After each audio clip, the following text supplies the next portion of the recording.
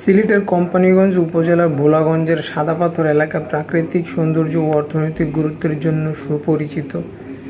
কিন্তু সাম্প্রতিক সময়ে এই এলাকা অবৈধভাবে পাথর উত্তোলনের শিকার হয়েছে, যা পরিবেশ, অর্থনীতি ও স্থানীয় জনগণের জীবন নেতিবাচক প্রভাব ফেলেছে।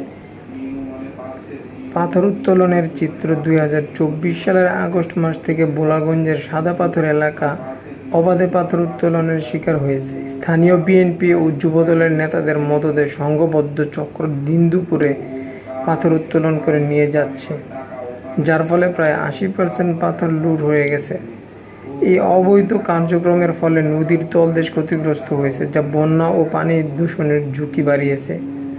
প্রশাসনিক পদক্ষেপ: হাইকোর্ট লুটপাটকারীদের তালিকা দাখিলের নির্দেশ দিয়েছে এবং লুটপাট হওয়া পাথর 7 দিনের মধ্যে আগের জায়গায় ফেরত দেওয়ার আদেশ দিয়েছে। এছাড়া দায়ীদের বিরুদ্ধে যথাযথ আইনি ব্যবস্থা নিতে সরকারকে নির্দেশ দেওয়া হয়েছে। তবে এই পদক্ষেপের বাস্তবায়ন নিয়ে প্রশ্ন উঠেছে। পরিবেশ ও অর্থনীতির উপর প্রভাব: পাথর উত্তোলনের ফলে নদীর তলদেশ ক্ষতিগ্রস্ত হয়েছে, যা বন্যা ও পানি দূষণের ঝুঁকি বাড়িয়েছে। পর্যটন কেন্দ্রের সৌন্দর্য হারিয়েছে, সংখ্যা কমে গেছে পর্যটকদের, ফলে স্থানীয় ব্যবসায়ীরা আর্থিক সংকটে পড়েছেন।